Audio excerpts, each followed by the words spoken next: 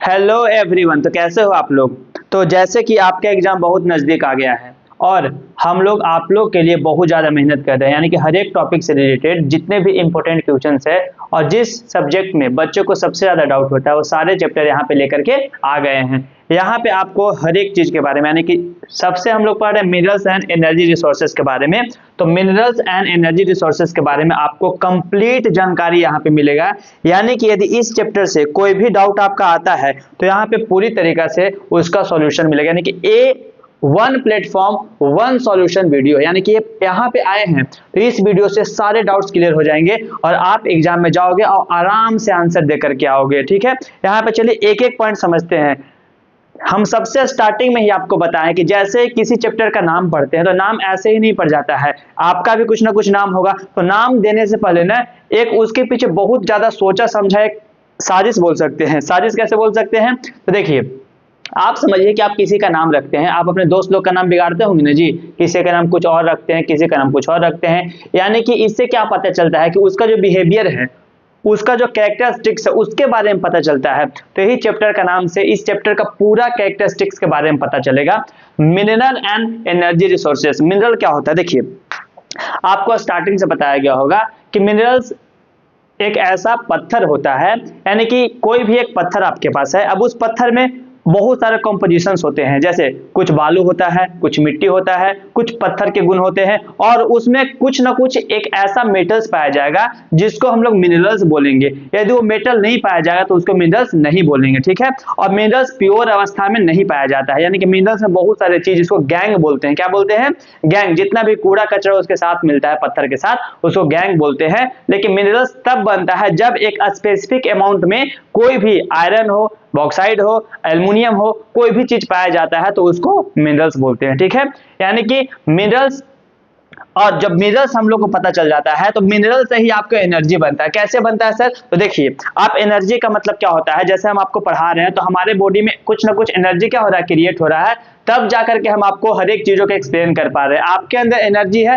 तब आप वीडियो देख रहे हैं। उसी तरीका से पूरे देश को चलाने के लिए, पूरे वर्ल्ड को चलाने के लिए आप जो लाइट देखते हैं, हर एक चीज में क्या लगता है, एनर्जी लगता है। बिना एनर्जी के कोई भी चीज नहीं हो सकता है। ठीक है, यानी कि जो भी आप काम करते हो उसमें कहीं ना कहीं एनर्जी का एक महत्वपूर्ण योगदान होता है। तो एनर्जी बहुत ज्यादा इंपॉर्टेंट है और अभी के टाइम पे एनर्जी रिसोर्सेज पे इतने सारे डिबेट होते हैं। जैसे कि आप ग्लोबल वार्मिंग पढ़ते हैं तो उसमें क्या बताया जाता है कि हम लोग को कुछ ऐसे एनर्जी सोर्स है, जैसे पेट्रोलियम हो गया, कोल हो गया, इसका ऐसे यूज करना है ना कि जिससे बहुत ज्यादा मात्रा में क्या हो, नहीं बहुत ज्यादा मात्रा में, यानी कि CO2 का प्रोडक्शन ना हो, जिससे हमारे एनवायरमेंट में ग्लोबल वार्मिंग जैसे बहुत सारे परेशानियां देखने के लिए ना मिले। तो एनर्जी रिसोर्सेस और मिनरल्स बहुत ज्यादा इंपॉर्टेंट है हमारे लाइफ में। इश्यू को देखते हुए एक चैप्टर बनाया गया है जिसमें लोगों को एडुकेट किया जाता है कि किस तरीका से आपको मिनरल्स का यूज करना है, कैसे रिसोर्सेस का यूज करना है, जो कि एक सस्टेनेबल मैनर में, जो फर्स्ट चैप्टर में पढ़े थे ना, वहां से आपको देखने के लिए मिले किस तरीका से मिनरल्स का सस्टेनेबल मैनर में किसी भी चीज को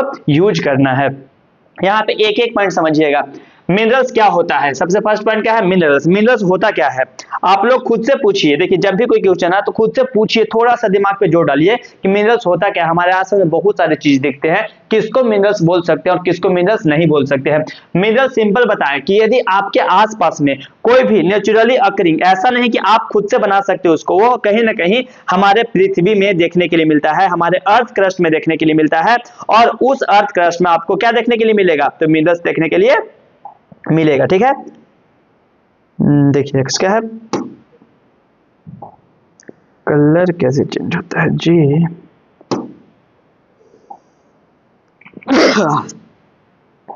चलिए अब देखिए मिनरल्स। मिनरल्स का डेफिनेशन पूछता है 1 नंबर में। ठीक है, ध्यान रखिएगा। अभी बताएं कि मिनरल्स क्या होता है, एक नेचुरली अकरिंग सबस्टांस होता है जो कि हमारे एटमॉस्फेयर में मिलता है। देखिए क्या है, सिंपल कि होमोजीनियस, होमोजीनियस और हेटेरोजीनियस दो चीज होता है। होमोजीनियस का मतलब होता है कि जब आपके पास कोई भी चीज अवेलेबल होता है तो एक जैसा कैरेक्टर किसका होता है, जिसका एक जैसा कैरेक्टर होता है उसको होमोजीनियस बोलते हैं। ठीक है, और जिसका अलग कैरेक्टर होता है उसको हेटेरोजीनियस बोलते हैं। हम ऐसे सिंपल बच्चों को याद करने के लिए बोलते हैं होमो यानी कि होम का मतलब घर होता है। घर में कैसे लोग रहते हैं, एक जैसे लोग रहते हैं, एक जैसे बिहेवियर के लोग रहते हैं, जिसको एक दूसरे से बनता है।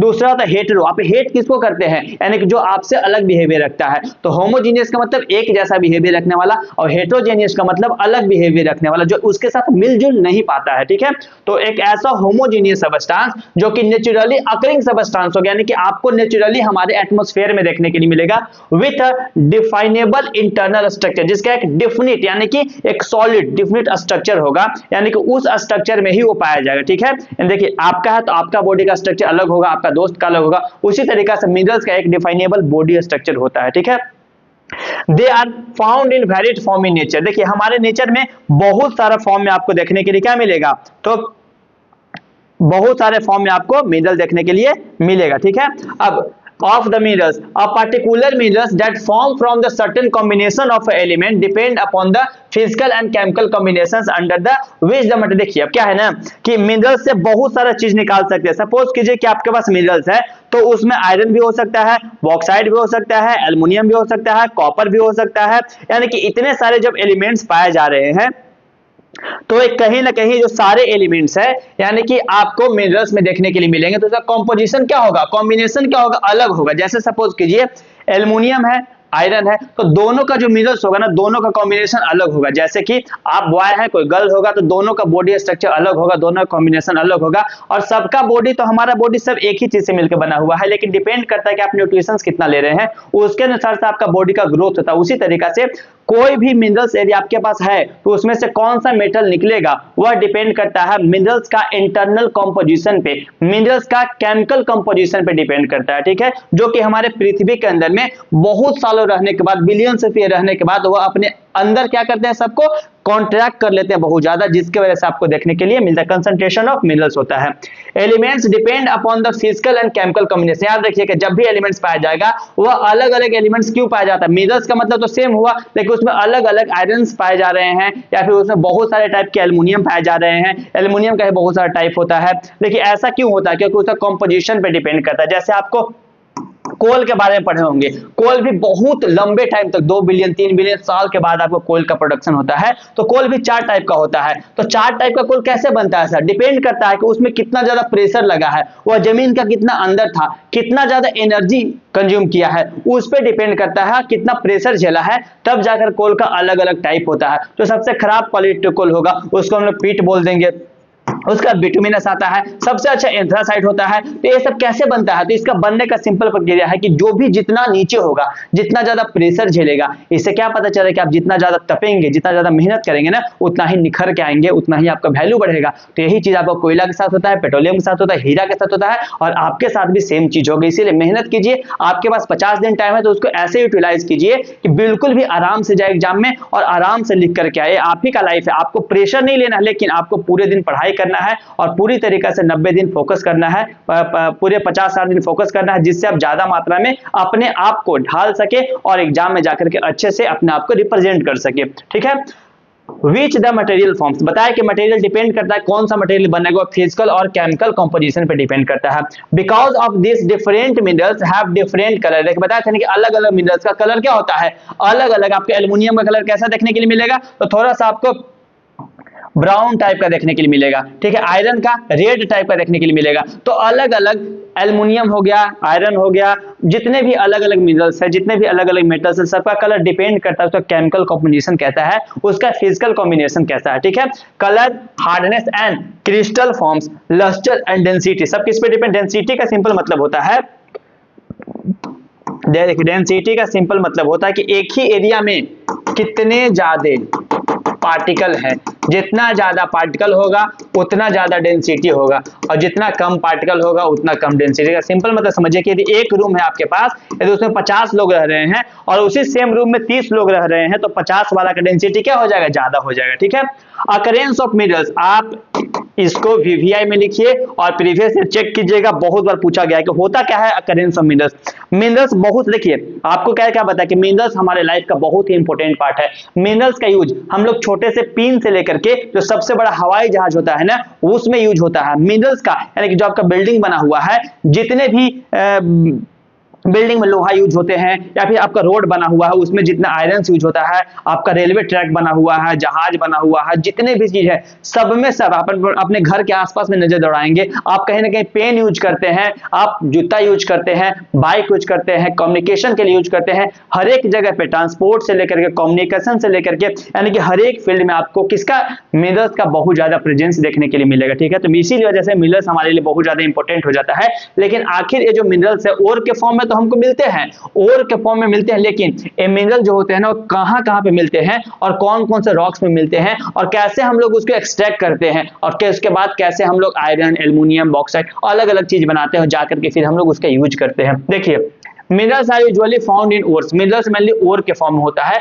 हर एक मिनरल्स, हर एक जैसे आयरन हो गया या फिर एल्युमिनियम हो गया, सबका एक अपना ओर होता है। ठीक है, अब इस ओर से ही सिर्फ उसी टाइप के मेटल निकलेगा। ठीक है, जैसे कि minerals generally occur in this form, ये आपको 4 और एक 5 पॉइंट आपको याद रखना है कि मिनरल्स का 5 फॉर्म, यानी कि जब भी मिनरल्स आपको मिलेगा तो इसी 5 फॉर्म से आपको मिनरल्स मिलेगा और तब जाकर के आप उसको एक पत्थर के रूप में बाहर निकालते हैं, फिर क्रश करते हैं। क्रश करने के बाद क्या होता है, उसको अच्छे तरीका से मेल्ट करते हैं और मेल्ट करने के बाद फिर उसको हम लोग आयरन, एल्युमिनियम यानी कि जो भी मेटल्स होता है उससे उसको एक्सट्रैक्ट करते हैं और फिर जाकर के मार्केट में वो आता है। ठीक है, तो 5 फॉर्म कौन कौन सा है, तो सबसे पहला फॉर्म याद रखिएगा कि इन इग्नियस रॉक्स, यानी कि जो सबसे पहला है जो इग्नियस रॉक के फॉर्म में पाया जाता है, they occur as a cracks, cracks के बीच में, क्रैक्स का मतलब होता है कि पत्थर है तो पत्थर के जो बीच में से टुकड़ा टूटा हुआ रहता है उसी को क्रैक्स बोलते हैं। क्रेविसेस, फॉल्ट एंड जॉइंट्स के फॉर्म में आपको देखने के लिए मिलेगा। ठीक है, जॉइंट्स का मतलब पता है ना क्या होता है, जॉइंट्स का मतलब एक पत्थर, दो पत्थर, उसके बीच में जो जगह है उसको हम लोग जॉइंट्स बोलते हैं। ठीक है, तीसरा क्या होता है, क्रेविसेस, जो छोटा पतला सा जगह होता है उसको क्रेविसेस बोलते हैं। Smaller occurrence are called veins, देखिए जहां पे छोटे छोटे मात्रा में क्या पाया जाएगा, आपको मिनरल्स पाया जाएगा उसको हम लोग वेन्स बोलेंगे, और जहां पे बहुत ज्यादा मात्रा में मिनरल्स पाया जाएगा उसको लोड्स बोलते हैं। तो सबसे पहला पॉइंट क्या बताया कि इग्नियस फॉर्म में, यानी कि इग्नियस रॉक्स में आपको 3 फॉर्म में देखने के लिए मिलेगा। पहला आपको क्रेविसेस के फॉर्म में मिलेगा, दूसरा आपको क्रैक्स के फॉर्म में मिलेगा और तीसरा आपको जॉइंट्स के फॉर्म में या फिर फोल्ड के फॉर्म में मिलेगा। ये जो होता है ना इसमें भी 2 टाइप का होता है, जहां पे सबसे ज्यादा मात्रा में आपको मिनरल्स देखने के लिए मिलेगा उसको वेन्स बोलते हैं, और जहां पे सबसे कम मात्रा में देखने के लिए मिलेगा वहां पे वेन्स बोलते हैं, और जहां पे सबसे ज्यादा मात्रा में आपको क्या देखने के लिए मिलेगा, मिनरल्स, उसको लोड्स बोलते हैं। ऐसे याद रखिए कि लोड्स का मतलब क्या होता है, लोड्स का मतलब जहां पे भारी चीज है यानी कि हैवी चीज है, यानी कि जब यहाँ हैवी है तो आपको बहुत ज्यादा मात्रा में मिनरल्स पाया जाएगा, मिनरल जो होगा वह हैवी अमाउंट में पाया जाएगा, वही आपका वेन्स है। तो वेन्स का मतलब क्या होता है, वेन्स आप पढ़े होंगे तो वेन्स का मतलब पतला होता है, क्या होता है, पतला होता है। ठीक है, तो जो वेन्स होता है वहां पे बहुत ही कम मात्रा में क्या होता है, यानी कि लो अमाउंट में क्या पाया जाता है, लो अमाउंट में आपको मिनरल्स देखने के लिए मिलेगा, इस चीज का ध्यान रखिएगा।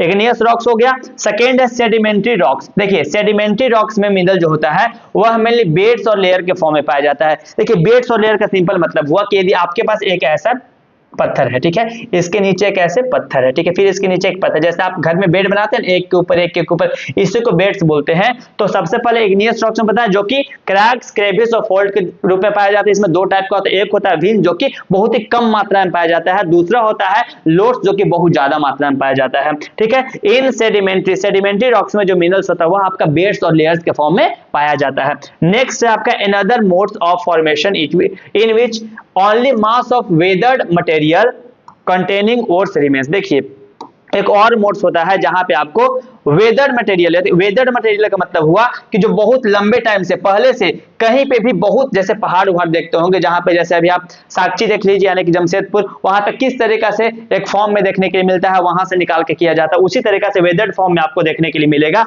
और चौथा होता है some minerals occur as alluvial deposit. देखिए एलुवियल डिपॉजिट का सिंपल मतलब हुआ कि जब ऊपर से बहुत सारे रिवर्स, यानी कि जितने भी रिवर, गंगा हो गया, ब्रह्मपुत्र हो गया, और भी 5 रिवर, रावी हो गया, ठीक है, इतने सारे रिवर से रावी हो गया, इंडस हो गया, ठीक है, कितना का नाम ले, बहुत सारे जो रिवर्स होते हैं जब ऊपर से आते हैं ना तो उनके बीच में बहुत सारे पत्थर ये सब देखने के लिए मिलता है, और सारे पत्थर धीरे धीरे टूट जाते हैं, ब्रेक हो जाते हैं, और उस पत्थर में भी बहुत सारे मिनरल्स होता है। तो जब मिनरल्स टूटेगा तो धीरे धीरे करके आगे आता है, वो मिनरल्स डिपॉजिट के फॉर्म में एलुवियल सॉइल, यानी कि जहां पे प्लेन्स बनता है वहां पे आकर के डिपॉजिट कर दिया जाता है, और वहां पे भी आपको एलुवियल डिपॉजिट के रूप में मिनरल्स देखने के लिए मिलेगा। Sands of valley floor and the hills basis में देखने के लिए मिलेगा।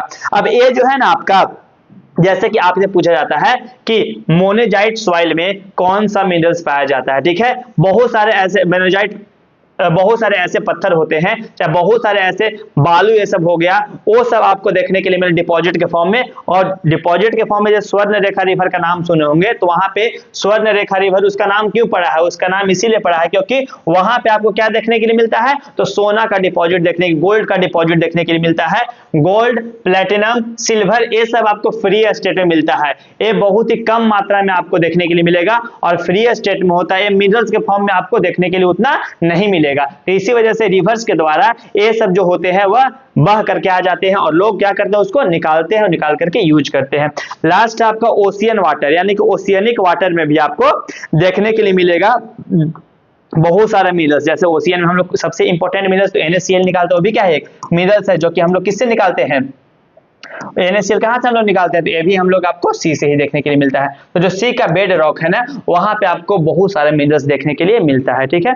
ये सबसे इंपॉर्टेंट पॉइंट था कि किस ऑकरेंस ऑफ मिनरल्स कौन कौन से तरीका से पाया जाता है, कौन कौन सा आपका रॉक्स में पाया जाता है। तो सबसे पहले इग्नियस रॉक्स बताया, दूसरा सेडिमेंट्री रॉक्स बताया, तीसरा जो था वह आपको वेदरिंग फॉर्म में देखने के लिए मिलेगा, और चौथा एलुवियल सॉइल, और पांचवा आपका ओशियन वाटर। आप यदि इसके बारे में कुछ और पॉइंट ऐड करना चाहें तो आप ऐड कर सकते हैं कि किस तरीका से ओशियनिक वाटर में आ सकता है, किस तरीका से एलुवियल सॉइल में आ सकता है, इस चीज का ध्यान रखिएगा।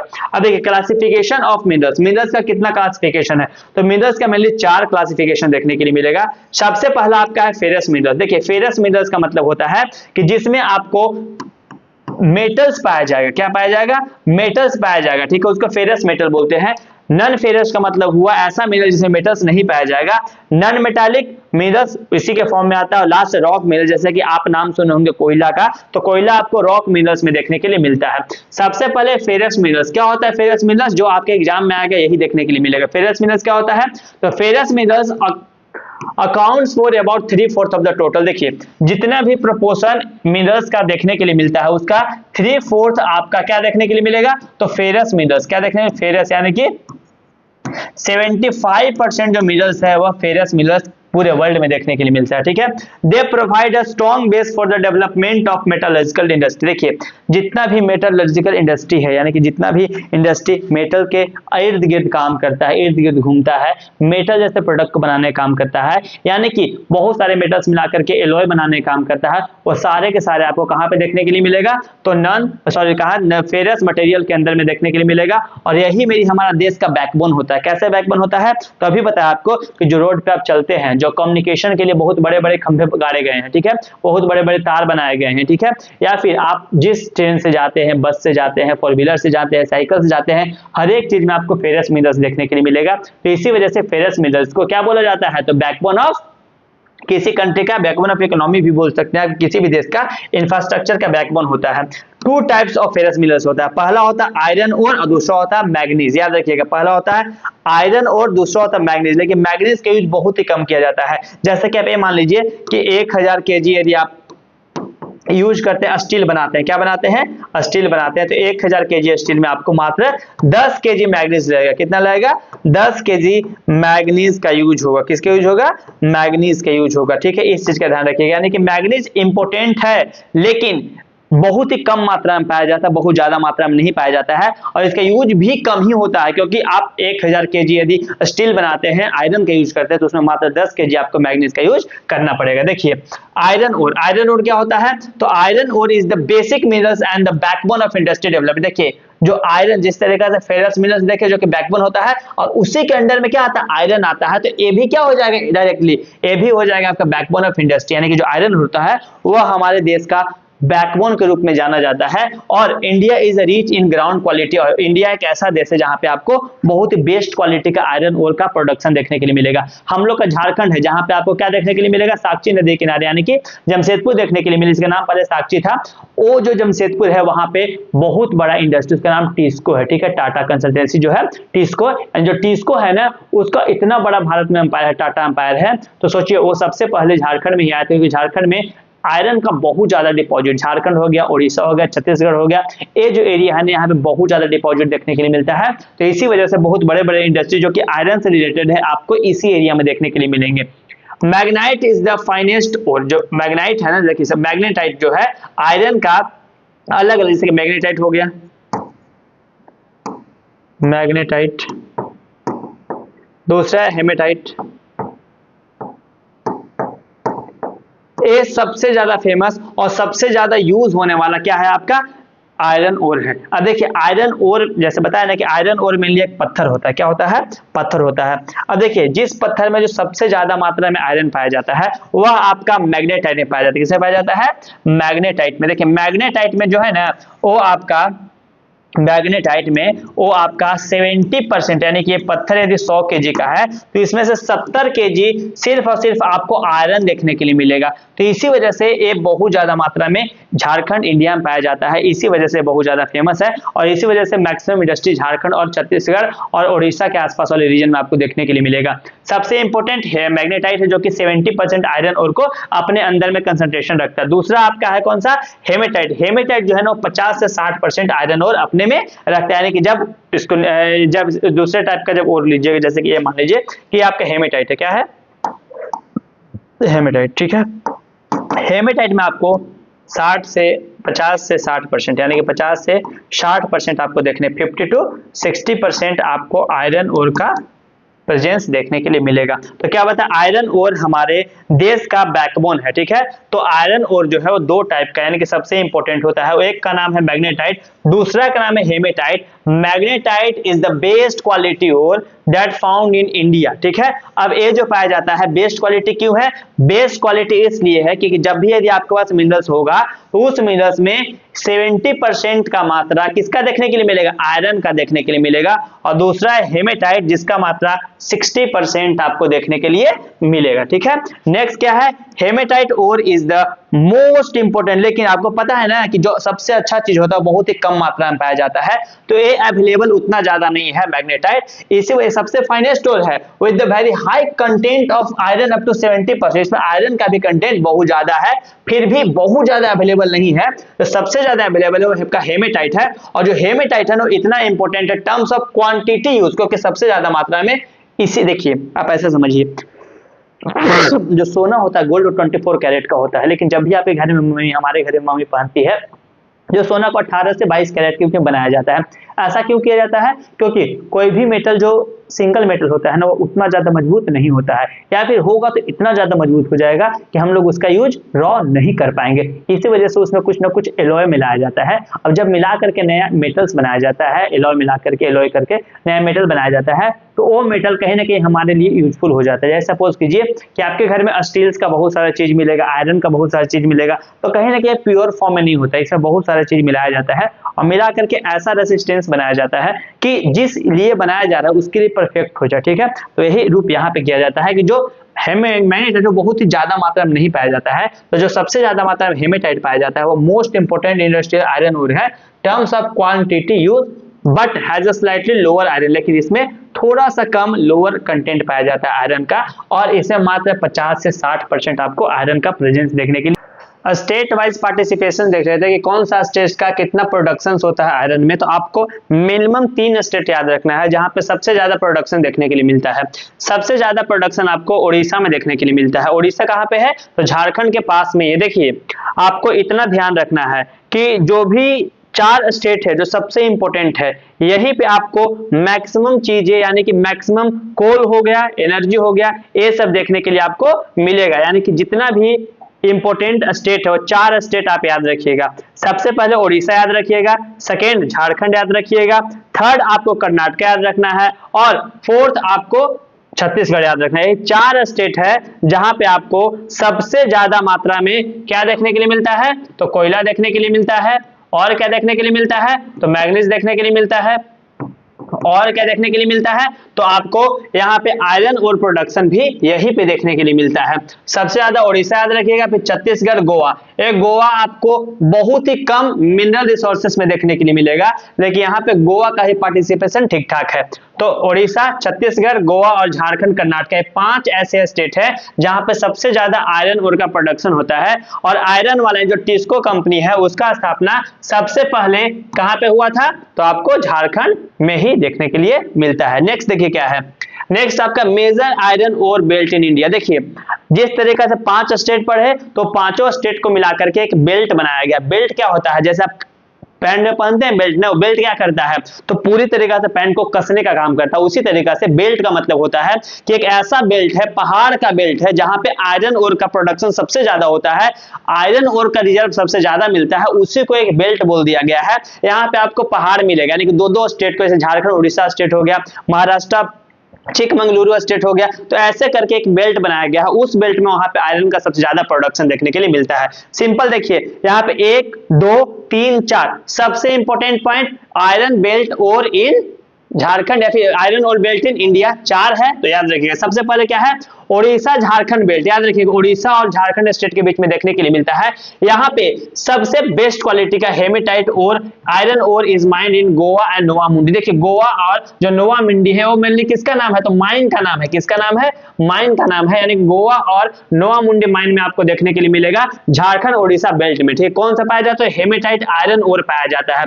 सेकेंड आपका दुर्ग बस्तर चंद्रपुरा बेल्ट, जो कि दुर्ग बस्तर जो चंद्रपुरा है ये आपका छत्तीसगढ़ और महाराष्ट्र के रीजन में देखने के लिए मिलेगा। Durg Bastar Chandrapur belt lies in the Chhattisgarh and Maharashtra region. Iron ore from these mines is exported to Japan and South Korea. तो देखिए याद रखिए कि यहाँ पे जो होता है तो एक्सपोर्ट किया जाता है जापान और साउथ कोरिया में। कहां से, तो दुर्ग बस्तर, ये वाला जो है ना मेनली इंडिया में ही इसका यूज किया जाता है। ठीक है, मैक्सिमम इंडिया में प्रोडक्शन होता है और यहीं पे इसका यूज हो जाता है। लेकिन ये जो और बेल्ट है दुर्ग बस्तर चंद्रपुरा बेल्ट, इसको छत्तीसगढ़ और महाराष्ट्र वाले रीजन में देखने के लिए मिलता है। यहां से मैक्सिमम जो भी प्रोडक्शन किया जाता है ना उसको बाहर भेज दिया, जापान और साउथ कोरिया में एक्सपोर्ट किया जाता है। ठीक है, नेक्स्ट है आपका बेलेरी चित्रदुर्ग चिकमंगलुरु तामकुरु बेल्ट। बहुत ही इंपॉर्टेंट नाम है, बहुत ही हार्ड है बच्चों लोग के लिए। हम लोग को अच्छे से याद नहीं रह पाता है और मैक्सिमम लोगों को याद नहीं हो पाता। रीजन क्या है ना कि नाम ही इतना डिफिकल्ट है और हमारे रीजन का नहीं है, तो याद रखने का चांसेस कम हो जाता है। लेकिन फिर भी आपको इसको 2-3 बार लिखना है और अच्छे से देखना है, नाम आपको भी याद हो जाए। क्या नाम है इसका, तो बेलेरी चित्रदुर्ग चिकमंगलुरु तमाकुरु। ठीक है, बेल्ट इन कर्नाटका, एक कर्नाटका में आपको देखनी जहां पे सबसे ज्यादा largest reserve of iron ore है। The ore is transported as slurry through the, अब क्या किया जाता है कि यहाँ पे आयरन ओर का माइन किया जाता है। माइन करने के बाद जब आयरन ओर को एक्सट्रैक्ट कर लिया जाता है तो उसमें से जो आयरन होता है ना उसका स्लरी बनाया जाता है। स्लरी फॉर्म का मतलब हुआ उसको पिघलाया हुआ फॉर्म जो होता है उसको बनाया जाता है और फिर वहां से स्लरी फॉर्म में ही ट्रांसपोर्ट किया जाता है अलग देशों में। किसके थ्रू, पाइपलाइन के through to a port near Mangaluru, यानी कि मैंगलुरु पोर्ट के पास इसको भेजा जाता है, वहां से अलग अलग देशों में इसको एक्सपोर्ट किया जाता है।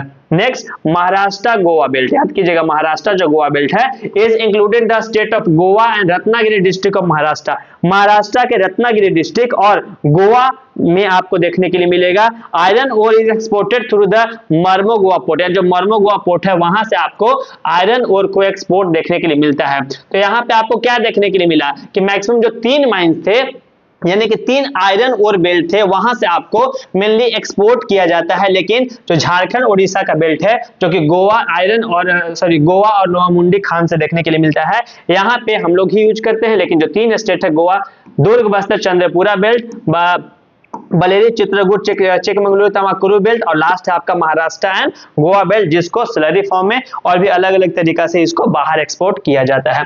नेक्स्ट है मैग्नीज। बताया था ना मैग्नीज एक इंपॉर्टेंट अयस्क है, लेकिन कहीं ना कहीं मैग्नीज हमारे देश में उतना ज्यादा मात्रा में नहीं पाया जाता है। लेकिन मैग्नीज का यूज बताया था कि इसका जैसे 1000 kg आप यदि आयरन से स्टील बनाना चाहते हैं तो उसमें 10 kg मैग्नीज आपको क्या करना पड़ेगा, मिलाना पड़ेगा, तब जाकर के आप क्या कर सकते हैं, तो उसमें से स्टील बना सकते हैं। तो manganese is mainly use in the manufacturing of steel. बताए थे कि मैग्नीज का यूज मेनली स्टील के मैन्युफैक्चरिंग में किया जाता है।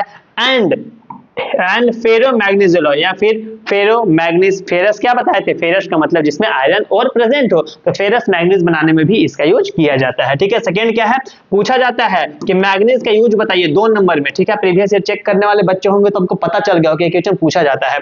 तो क्या है कि nearly 10 kg of manganese is required to manufacturing 1 ton of steel, यानी कि 1 टन स्टील में प्रोडक्शन करने के लिए कम से कम आपको 10 kg क्या चाहिए, मैग्नीज का नीड होता है। It is also use in manufacturing bleaching powder. याद कीजिए ब्लीचिंग पाउडर जो होता है CaCO3, ठीक है। तो जो ब्लीचिंग पाउडर होता है उसका यूज कहाँ पे किया जाता है, तो मैग्नीज का यूज किया जाता है उसके प्रोडक्शन में, साथ में इंसेक्टिसाइड्स और पेंट्स में भी मैग्नीज का यूज किया जाता है।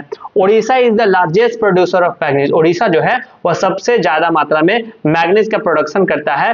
और in India it accounted for 1/3 of the country total production in 2000 से 2001, यानी कि हमारे देश का जितना भी प्रोडक्शन होता है उसका 1/3 प्रोडक्शन आपको देखने के लिए मिलेगा, जो कि किससे डिपेंडेंट है, तो आपको ओडिशा से देखने के लिए, यानी ओडिशा से 1/3 प्रोडक्शन मैग्नीज का होता है, ठीक है। इस चीज का ध्यान रखिएगा। स्टार्ट था ना संदीप जी? था लेकिन हमको दिखा नहीं तो बोल दिए, ठीक है। थोड़ा सा याद रखिएगा 7 मिनट पे, ठीक है। State wise production of manganese, manganese का स्टेट वाइज प्रोडक्शन कैसे है, यानी कि कौन से स्टेट में आपको सबसे ज्यादा मैग्नीज देखने के लिए मिलता है। तो देखिए सबसे ज्यादा ओडिशा, वहां पे भी ओडिशा था, यहाँ पे भी ओडिशा है, वो आयरन में भी ओडिशा था, और आपका कौन सा मैग्नीज में भी ओडिशा है। यहाँ ओडिशा का सबसे ज्यादा, मध्य प्रदेश, कर्नाटक और ओडिशा 2 बार आ गया है। मध्य प्रदेश, कर्नाटक और ओडिशा में सबसे ज्यादा मैग्नीज का प्रोडक्शन। देखिए मैग्नीज बहुत ज्यादा प्रोडक्शन इंडिया में नहीं होता है, लेकिन जहां पे भी होता है वो 3 स्टेट में सबसे ज्यादा होता है, ओडिशा, मध्य प्रदेश और कर्नाटक में, याद रखिएगा। नेक्स्ट क्या है, नॉन फेरस मिनरल्स। देखिए जैसे फेरस मिनरल देख लिए, यहाँ पे नॉन फेरस मिनरल है। What are non ferrous mineral, आगे सबसे पहले बता, फेरस मिनरल तो बता दिए, लेकिन नॉन फेरस मिनरल्स होता क्या है। तो देखिए नॉन फेरस मिनरल सिंपल क्या होता है, minerals is any minerals that does not contain iron. क्या बताते हैं, फेरस का मतलब जिसमें आयरन प्रेजेंट होता है, नॉन फेरस का मतलब जिसमें आयरन प्रेजेंट नहीं होता है, उसी को हम लोग क्या बोलते हैं, नॉन फेरस मिनरल्स बोलते हैं। और एप्रिसिएबल अमाउंट में, बहुत ज्यादा मात्रा में नहीं, थोड़ा मोड़ा बोले क्या, एस के क्या होता है, एक पत्थर होता है, ठीक है ना। मिनरल्स क्या होता है, उस पत्थर में, यानी कि जो ओर होता है ना, उस ओर में जो सबसे ज्यादा मात्रा में पाया जाता है, हम लोग उसी को उसका ओर बोलते हैं, यानी कि उसमें से जो मिनरल्स निकालते हैं वह उसका ओर हो जाता है, ठीक है। तो ओर का मतलब एक पूरा का पूरा पत्थर मान लीजिए, और उस पत्थर में से जो सबसे ज्यादा अमाउंट में होगा उसको निकालें, उसको मिनरल्स बोल देंगे। तो यहाँ पे जो मिनरल्स होता है उसमें ऐसा नहीं कि सिर्फ एक ही चीज पाया जाता है, बहुत सारा चीज पाया जाता है, लेकिन जो सबसे ज्यादा मात्रा में पाया जाता है, जो सबसे ज्यादा टेस्ट देता है, जो सबसे ज्यादा उसमें कंपोजिशन होता है, उसी को हम लोग उसका नाम दे देते हैं। तो यही चीज यहाँ पे है कि जो आयरन होता है वह फेरस, नॉन फेरस में बहुत ही कम पाया जाता है और बहुत ही ज्यादा मात्रा में नहीं होता, इसी वजह से नॉन फेरस में आता है। Generally more expensive than ferrous metal, लेकिन जो फेरस मेटल है ना उससे ज्यादा एक्सपेंसिव होता है, ज्यादा महंगा होता है, ठीक है। आयरन कितना ही महंगा हो जाएगी, सोना का दाम क्या होता है, बहुत ज्यादा होता है, तो वही यहाँ पे है, ठीक है। अब क्या है, non ferrous metals are used because of desirable property, इसमें इतना अच्छा प्रॉपर्टी होता है और मतलब बहुत फ्लेक्सिबल होता है, आप हर एक जगह पे इसका यूज कर सकते हैं, आपको कोई परेशानी नहीं है, ठीक है। और इसी वजह से बहुत ज्यादा मात्रा में डिमांड में रहता है, तो इसका रेट भी क्या बहुत ज्यादा हो जाता है। और साथ में क्या होता है, लो वेटेड होता है, यानी कि जैसे सपोज कीजिए कि आपको एक स्टील, सपोज कीजिए ये मेरे पास एक घंटी है, ठीक है, ये सपोज कीजिए कि ये तो है पीतल का, लेकिन लोहा का होगा, ठीक है। तो ये भारी भी होगा और भारी के साथ साथ वेटेड तो होगा ही, और साथ साथ जब हम इसको क्या करेंगे, बहुत ज्यादा पीट के पतली चादर बनाएंगे, यानी कि मेटल का प्रॉपर्टी पढ़े है ना, जब इसके चादर बनाएंगे तो चादर बनाने के टाइम पे क्या होगा ना कि इसको बहुत ज्यादा नहीं फैला सकते हैं, इसका एक लिमिटेड प्रॉपर्टी होती है। लेकिन वही जब आयरन आप ले लीजिएगा तो उसका बहुत ही पतला पतला शीट बना सकते हैं, ठीक है। तो यहाँ पे इसी वजह से आयरन बहुत ज्यादा फेमस है, सॉरी यहाँ पे एल्युमिनियम बहुत ज्यादा फेमस है और बहुत ज्यादा यूज होता है। एग्जाम्पल एल्युमिनियम हायर कंडक्टिविटी, यानी कि बहुत ज्यादा कंडक्टिविटी, यानी कि इलेक्ट्रिसिटी या फिर जो भी हीट है उसको कंडक्ट करने में बहुत ज्यादा रिस्पॉन्सिबल होता है, अच्छे से कंडक्ट कर पाता है। जैसे कॉपर हो गया, आप घर में कौन सा वायर यूज करते हैं, कॉपर का यूज करते हैं। ऐसे सबसे ज्यादा कंडक्टिविटी आपको सिल्वर देता है, लेकिन बहुत ज्यादा महंगा होता है तो हम लोग यूज नहीं करते हैं, हम लोग कॉपर यूज करते हैं और उसी से परेशान है। क्योंकि लोग क्या करते हैं ना, क्या घर में खुला छोड़ के चले जाइए, गांव में खोल के चले जाइए, गांव में जाइए पंप पे लगा के आ जाइए, 2 मीटर का तार सुबह गायब हो जाएगा, ठीक है। क्यों, क्योंकि वो महंगा होता है, इसकी वजह से। तो कॉपर महंगा है, लेकिन फिर भी इसका बहुत ही डिजायरेबल प्रॉपर्टी होता है। Non magnetic property of resistance to corrosion, example zinc, ठीक है। और क्या है, नॉन रेजिस्टिव प्रॉपर्टी होता है। देखिए 3 प्रॉपर्टी आपको याद रखना ही रखना है। सबसे पहले क्या प्रॉपर्टी याद रखना है कि आखिर जो नॉन फेरस मिनरल्स है वो इतना ज्यादा फेमस क्यों है। तो फेमस होने का 3 रीजन है सर। पहला रीजन क्या है, पहले डेफिनेशन लिखिए कि नॉन फेरस मिनरल उस मिनरल्स को बोलते हैं जिसमें बहुत ही लो कंटेंट पाया जाता है आयरन का। और कैसे फेमस है, इसलिए ज्यादा फेमस है क्योंकि वह डिजायरेबल प्रॉपर्टी रखता है। क्या क्या रखता है, तो सच एज लो वेट, यानी कि वेट उसका बहुत ज्यादा कम होता है, जैसे एल्युमिनियम हो गया। हायर कंडक्टिविटी यानी कि बहुत ज्यादा मात्रा में इलेक्ट्रिसिटी और हीट को कंडक्ट करता है, इसी वजह से कॉपर हो गया। नॉन मैग्नेटिक प्रॉपर्टी होता है और रेजिस्टेंस टू कोरोजन, और साथ में कोरोसिव भी नहीं होता है। तो एग्जांपल में क्या हो गया, zinc. Some non ferrous materials are also use in the iron and steel industry. देखिए कुछ जो नॉन फेरस मिनरल्स होते हैं उसका यूज हम लोग आयरन और स्टील इंडस्ट्री में करते हैं। नेक्स्ट कॉपर और, कॉपर अभी बताएं, कॉपर बहुत इंपॉर्टेंट है। ये है जैसे कुछ कुछ पिक्चर लगा दी हूं, पिक्चर को ध्यान से देख लीजिएगा, ठीक है ना, ऐसा कुछ है नहीं, लेकिन बस पिक्चर लगा दिए कि आपको अच्छा लगे देखने में और आपको पता चले क्या कि उसका कलर कैसा होता है, ठीक है। तो कॉपर और, India is critically deficient in the reserve and production of copper. Copper India में बहुत ज्यादा नहीं होता, ठीक है, बहुत ही कम मात्रा में देखने के लिए, यानी कि हम लोग डेफिशिएंट है, यानी कि जितना हम लोग को नीड है ना उससे कम प्रोडक्शन हम लोग कर पाते हैं, क्योंकि रिजर्व ही नहीं तो कहां से प्रोडक्शन करेंगे, सोचने वाली बात है। बीइंग मेलिएबल यानी कि बहुत ज्यादा मेलिएबल होता है, डक्टाइल होता है, and good conductor of copper is mainly use in, यानी कि इलेक्ट्रिकल केबल आप देखिएगा तो बहुत ज्यादा मात्रा में जो बड़े बड़े बिल्डिंग देखते हैं उसमें जो बड़े बड़े मोटे मोटे इलेक्ट्रिकल केबल होते हैं उसमें मैक्सिमम कॉपर का वायर ही देखने के लिए मिलता है, क्योंकि इसमें इलेक्ट्रिसिटी अच्छे से कंडक्ट होता है और रेजिस्टिविटी बहुत ही कम होता है। सेकेंड क्या है कि यह बहुत ही पतला बनाया जा सकता है, जिसकी वजह से इसका यूज किया जाता है और इलेक्ट्रॉनिक्स एंड केमिकल इंडस्ट्री में यूज किया जाता है। द बालाघाट माइंस, याद रखिएगा जब बहुत ज्यादा नहीं है तो कुछ ही रीजन है जहां पे आपको क्या देखने के लिए मिलेगा, तो आपको कॉपर देखने के लिए मिलेगा। तो कॉपर जब कुछ ही एरिया में है, हम लोग डेफिशिएंट है, तो जो एरिया में पाया जाएगा ना वो बहुत ज्यादा फेमस हो जाएगा। तो याद रखिएगा सबसे ज्यादा कौन से एरिया में पाया जाता है, तो बालाघाट मध्य प्रदेश में। क्या है, बालाघाट मध्य प्रदेश, याद रखिएगा, नाम लिख दे रहे हैं, ध्यान दीजिएगा कि जो बालाघाट है, बालाघाट मध्य प्रदेश, एमपी लिख दे रहे हैं, ध्यान रखिएगा, मेंबर ऑफ पार्लियामेंट मत समझिएगा जी, बालाघाट, ठीक है ना। तो मध्य प्रदेश बालाघाट में आपको देखने के लिए मिलेगा। और जो सबसे फेमस है वो आपका राजस्थान का खेतरी माइंस है। क्या माइंस है, खेतरी माइंस जो है वह राजस्थान का है, राजस्थान रॉयल सोलर, वो बहुत ज्यादा फेमस है, ठीक है। सिंहभूम डिस्ट्रिक्ट ऑफ झारखंड, झारखंड का एक डिस्ट्रिक्ट उसका नाम क्या है, सिंहभूम डिस्ट्रिक्ट है। क्या है, सिंहभूम, झारखंड का सिंहभूम डिस्ट्रिक्ट है।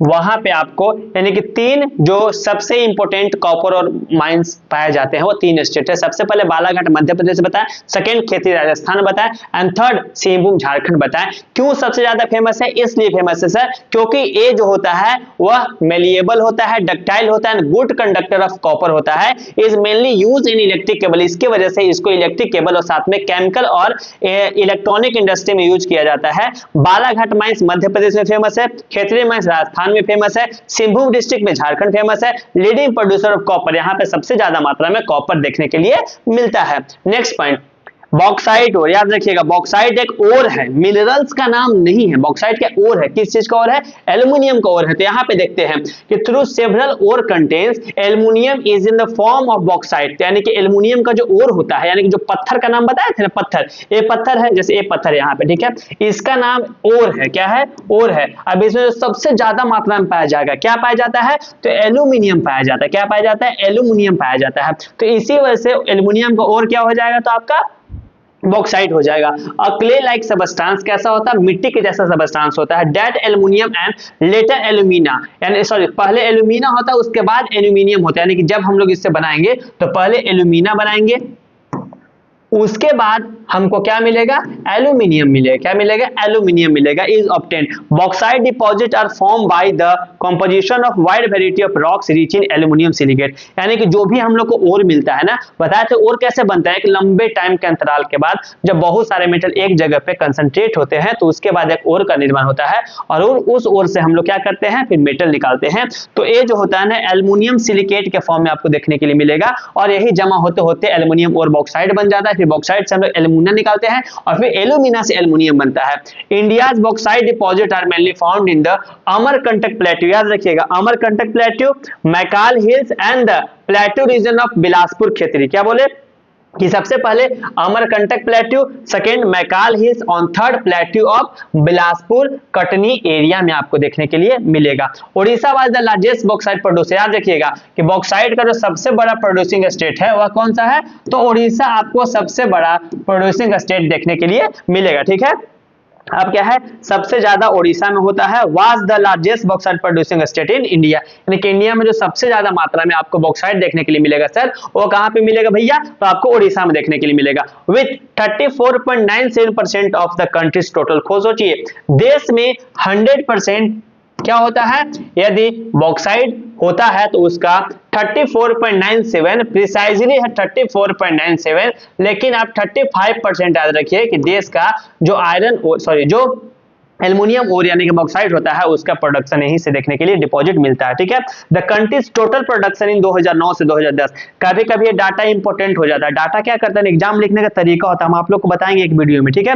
पहले डेफिनेशन बताएंगे लिखना और एग्जाम देने में क्या फर्क है, उसके बाद समझाएंगे आप लोग कैसे एग्जाम लिखना है बहुत ही अच्छे तरीका से, ठीक है। वैसे भी एग्जाम का कुछ सिलेबस चेंज हुआ, सॉरी कुछ टर्म्स एंड कंडीशन चेंज हुआ है एग्जाम का, कैसे एग्जाम को लिखना है उसके बारे में भी एक वीडियो आएगा, उसको देखिएगा, ठीक है। अब क्या है कि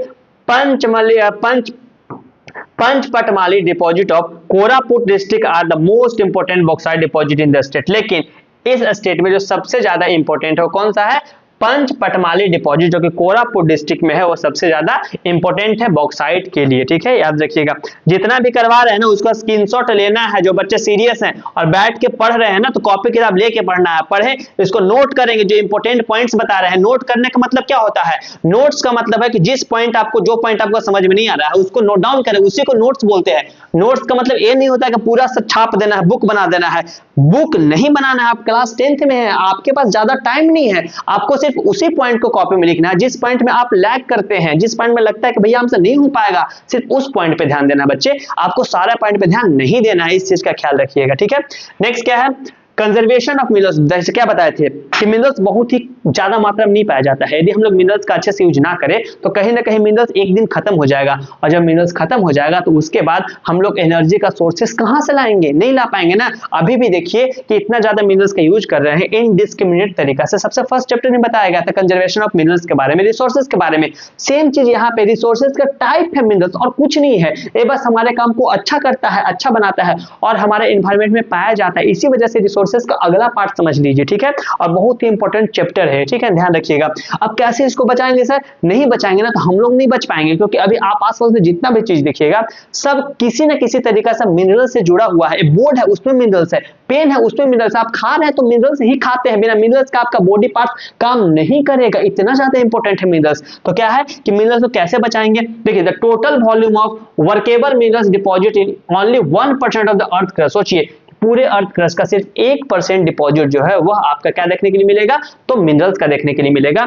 the geological process of minerals replacement are infinitely small in comparison to the present rates of consumption. देखिए क्या होता है ना, यदि आपके पास मंथ में 5,000 रुपये पापा भेजे और महीना के 10 दिन मस्त पार्टी करके पिज्जा खा के उड़ा दिए, अब उसके बाद पूरा महीना क्या करते हैं आप, आपके पास कोई रोड मैप होता नहीं कैसे यूज करना है, उसके बाद दोस्त से मांगे, यहाँ से मांगे, वहां से मांगे, कुछ दिन भूखे रह रहे हैं। तो ऐसा क्यों होता है, क्योंकि आपका जितना जरूरत है पैसा का, जितना पैसा आपके पास आया है उससे ज्यादा आप खर्च कर दे रहे हैं, ठीक है। यानी कि आप कमा रहे हैं चवन्नी और खर्च कर रहे हैं ठन्नी, तो कैसे होगा, यानी कि आप कमा कम रहे हैं और यूज ज्यादा कर रहे हैं, तो इस पे ध्यान दे रहे हैं ना। तो हम लोग का जो अभी यूज करने का रेट है वो बहुत ज्यादा है, और जो हम लोग का प्रोडक्शन हो रहा है, जो हमारे पास अवेलेबल है बहुत ही कम है, इसके वजह से बचाना जरूरी है भाई साहब। Minerals resources are therefore non renewable. अब रीन्यूएबल नॉन रीन्यूएबल समझा चुके थे। रीन्यूएबल का मतलब होता है कि जिसको हम लोग बार बार यूज करें, फिर से आ जाए, फिर से आ जाए, फिर से आ जाए। कौन आता है बार बार, आपका दोस्त, आपका बेस्ट फ्रेंड, कितना भी गाली दे दो, कितना भी मार दो, भगा दो, कल से फिर आ जाएगा। बस एक बार बोलना भाई समोसा खिला रहे हैं, दौड़ते दौड़ते पहुंच जाएगा, ठीक है। मेरा भी एक दोस्त है, कहानी बताएंगे उसके बारे में आपको। अब क्या है, जो नॉन रीन्यूएबल रिसोर्सेज का मतलब हो गया कि आप यूज करें 100 साल, 200 साल, 500 साल, 1000 साल, उसके बाद खत्म हो जाएगा, अभी खत्म होने के बाद कभी नहीं आएगा, उसी को नॉन रीन्यूएबल रिसोर्सेज बोलते हैं। तो जो मिनरल्स होता है वो नॉन रीन्यूएबल रिसोर्सेज होता है। Continue extractions of the ores lead in increasing cost as minerals extraction come from the greater depth along with the decrease in quality. अब देखिए क्या होता है ना कि ओर्स का एक खासियत होता है कि आप एक्सट्रैक्शन करते करते जितना नीचे जाएंगे, जितना नीचे जाएंगे, जितना नीचे जाएंगे, उतना ही खराब क्वालिटी का आपको देखने के लिए मिलेगा। ओर्स का मेनली बात किया जा रहा है, ठीक है। A concentrated efforts has to be made in order to use our mineral resources in the planned and sustainable manner. इसी वजह से आपको अपना मिनरल रिसोर्सेज का प्लान्ड और सस्टेनेबल मैनर्स में यूज करना है, जिससे आप अपना नीड्स को कंप्रोमाइज ना करें, लेकिन आने वाला जनरेशन के लिए आप बचा करके रखें। यदि आपके घर में लोहा है, आपके घर में प्लास्टिक है, हो सके यदि आप उसका दोबारा यूज कर सकते हैं तो अवश्य यूज कीजिए, और ना हो तो आप उसको ऐसे जगह पे रिसाइकल कीजिए जहां से उसको रिसाइकल करके फिर से एक नया प्रोडक्ट बनाया जा सके, यूज हो सके। ठीक है, नेक्स्ट देखिए, A concentrated effort has to be made in order to use the mineral sources in the planned and sustainable manner। ठीक है, improved technology need to be constantly evolved to allow use of low grade ore at low cost। अब क्या है, आपको technology का ज्यादा मात्रा में यूज करना है, टेक्नोलॉजी ऐसे बनाना है कि आप जो भी लो ग्रेड ओर है ना उसका भी अच्छे तरीका से यूज कर सके। जैसे कि आप घर बनाने के लिए कभी जाते होंगे तो आपके पास 3-4 ऑप्शन होता है। एक जो छड़ मिलता है उसका क्वालिटी अलग रहता है, एक का अलग रहता है, एक का अलग रहता है, फिर आप कौन सा चूज करते हैं? तो ना तो आप ज्यादा महंगा वाला लेते हैं, ना ही सस्ता वाला, एक बीच में जो अच्छा क्वालिटी का होता है उसको लेते हैं। लेकिन क्या यदि आपके पास अच्छा टेक्नोलॉजी है और उसके जगह पे किसी और मिनरल्स का यूज करके आप वैसा ही रॉड बना सकते हैं, तो क्या पैसा भी बचेगा और साथ में हमारे रिसोर्सेस भी बचेगा। तो वही बोला जा रहा है कि हो सके तो टेक्नोलॉजी में एडवांसमेंट करके आप ऐसा टेक्नोलॉजी लेके आए जिससे लो ग्रेड ओर का भी लो कॉस्ट पे यूज किया जा सके। ठीक है, recycling of metals using scraps metals and other substitute are steps in conserving our minerals resources for the future. सबसे इंपॉर्टेंट चीज है कि देखिए, लोगों के पास जब भी मिनरल्स होता है ना, जैसे आप सपोज कीजिए आपके घर में काम लगता है तो बहुत सारा कील का यूज होता है। अब वो कील को आप क्या करते हैं, फेंक देते हैं ऐसे ही, लेकिन क्या आप उस कील को जमा करके और फिर से रिसाइकल के लिए नहीं दे सकते हैं? दे सकते हैं, लेकिन आप रिसाइकल के लिए नहीं देते हैं। लेकिन रिसाइकल के लिए आप दीजिएगा तो उसे रिसाइकल किया जाएगा और फिर से आयरन बना दिया जाएगा और उस आयरन का अलग अलग जगह पे यूज होगा। तो ये आपको 6 पॉइंट दिए गए थे कैसे कंजर्व किया जाएगा रिसोर्सेज को। ठीक है, इसका ध्यान रखिए। नेक्स्ट क्या है, एनर्जी रिसोर्सेज। देखिए, कन्वेंशनल रिसोर्स होता है और सेकेंड होता है नॉन कन्वेंशनल। देखिए क्या होता है कन्वेंशनल, नॉन कन्वेंशनल। देखिए सिंपल हम समझाते हैं बच्चे लोग को, इजी टॉपिक है कन्वेंशनल नॉन कन्वेंशनल। कन्वेंशनल में सी आता है स्टार्टिंग में। ठीक है, सी का मतलब क्या समझ रहे हो, बिल्कुल नहीं समझिएगा, आप लोग अच्छे बच्चे हैं। सी का मतलब कन्वेंशनल और कन्वेंशनल का मतलब कार्बन, यानी कि जो कार्बन इमिट करे उसी को कन्वेंशनल बोलते हैं। नॉन कन्वेंशनल यानी कि नोट कार्बन डाइऑक्साइड को रिलीज ना करे, यानी कि नोट लगा हुआ है तो एन से नोट होता है, तो जो कि रिलीज ना करे उसे नॉन कन्वेंशनल बोलते हैं। यानी कि नॉन कन्वेंशनल में क्या हो गया, तो जैसे कि सीएनजी मान लीजिए, सीएनजी में भी थोड़ा मोड़ा निकलता है। ठीक है, और क्या मान सकते हैं आप, जैसे मान लीजिए सोलर एनर्जी हो गया, वो हो गया। लेकिन कन्वेंशनल में क्या आ जाएगा, पेट्रोलियम हो जाएगा, कोल हो जाएगा। और केस में आ जाएगा तो वाटर के द्वारा जो एनर्जी से हम लोग बनाते हैं, एयर के द्वारा, विंड के द्वारा बनाता है, सारा के सारा नॉन कन्वेंशनल में आ जाएगा। Conventional firewoods, coal, petroleum, cattle dung cake. Cattle dung cake अभी के टाइम पे तो लोग बहुत एडवांस हो चुके हैं, लेकिन जब अभी भी गांव में आप जाइएगा तो आपको कैटल डंग केक देखने के लिए मिलेगा। केक का मतलब खाने वाला केक नहीं है जी, समझे ना। केक का मतलब सिंपल है यहाँ पे कि जो भी गाय गोबर करता है ना, तो उसी गोबर को जब सुखा दिया जाता है तो उससे क्या बन जाता है, फ्यूल बन जाता है। और उस फ्यूल को हम लोग यूज करते हैं गांव में मैक्सिमम, मतलब अभी भी हमारे घर के साइड में यूज होता है। ठीक है, तो उसका यूज किया जाता है। एंड इलेक्ट्रिसिटी और नेचुरल गैस, सब इलेक्ट्रिसिटी भी कैसे बनता है, तो कहीं ना कहीं कोयला का, पेट्रोलियम का यूज करके बनाया जाता है। इसके वजह से यहाँ पे दे दिया गया है। और एक हाइड्रो से ही बनाया जाता है। ठीक है, लेकिन ज्यादा किससे बनाया, कोयला और पेट्रोलियम से बनाया जाता है। और नेचुरल गैसेस सारे के सारे कन्वेंशनल में आएंगे। डिफिनेशन अच्छे से बता दिए, सी कन्वेंशनल यानी कार्बन जो रिलीज करे, नॉन कन्वेंशनल जो कार्बन रिलीज ना करे। ठीक है, solar, wind energy, tidal energy. देखिए सब समझा रहे हो। सोलर का मतलब होता है सनलाइट के द्वारा, विंड का मतलब होता है हवा के द्वारा, कम से कम ये होना चाहिए 15 किलोमीटर पर आवर, तभी जाकर के क्या बनेगा, तो एनर्जी बनेगा। ठीक है, थर्ड होता है टाइडल। टाइडल का मतलब जो समुद्र में जो क्या आता है, जो समुद्र में उसको क्या बोलते हैं, भूल रहे हैं जी। ठीक है, जो समुद्र में लहरें आते हैं ना, उस लहरे का एनर्जी को क्या किया जाता है, लहर के एनर्जी को स्टोर किया जाता है और उससे टरबाइन को घुमाया जाता है, तो टाइडल उसको बोलते हैं। जियोथर्मल का मतलब हुआ कि हमारे पृथ्वी के अंदर क्या है ना, कि बहुत सारे गैसेस पिघल रहे हैं। वह गैसेस जब गर्म होते हैं, आप लोग पढ़े होंगे केमिस्ट्री में, अभी आपको पढ़ा देंगे कि केमिस्ट्री में जब भी कोई चीज गर्म होता है तो ऊपर उठता है, हवा क्या होता है, ऊपर उठता है। तो यहाँ पे भी जब बहुत सारे मोल्टन स्टेट में अंदर मेटल्स हो जाते हैं तो वही धीरे धीरे ऊपर की तरफ उठते हैं और वहीं से एक गैस रिलीज होता है, उसी को बोलते हैं जियोथर्मल। बायोगैस हो गया। बायोगैस कैसे बनता है, तो जो यहाँ पे हम लोग काउडंग का यूज कर रहे थे ना, तो उस काउडंग को यदि स्लरी फॉर्म में स्टोर करते हैं तो वो भी एक गैस बनाता है, मीथेन गैस, और उससे हम लोग बायोगैस बनाते हैं। और एटॉमिक एनर्जी, एटॉमिक एनर्जी भी सस्ता है लेकिन बहुत ज्यादा क्या होता है, नुकसानदायक होता है, बहुत ज्यादा रिस्की होता है, जिसकी वजह से इसका यूज बहुत सारे देश नहीं करते हैं, डरते हैं। ठीक है, नेक्स्ट देखिए क्या है, कोल। सबसे ज्यादा इंपॉर्टेंट, क्योंकि अभी किसी भी देश का स्थिति कैसा भी हो, उसको बिना कोल का रन करना इम्पॉसिबल इम्पॉसिबल हो जाएगा, उसके बिना कोई भी देश रन नहीं कर सकता है। कोल सबसे ज्यादा इंपॉर्टेंट क्या बोलते हैं, इंपॉर्टेंट एलिमेंट्स मान लीजिए किसी भी देश के लिए। आप अभी वीडियो बना रहे हैं, जो बिजली यूज हो रहा है, कहीं ना कहीं बिजली भी किससे बनाया जा रहा है, तो कोयला से बनाया जा रहा है। यानी कि आप हर एक काम जो भी कर रहे हैं, कोयला का उससे कहीं ना कहीं बहुत ज्यादा मात्रा में पार्टिसिपेशन देखने के लिए मिलता है।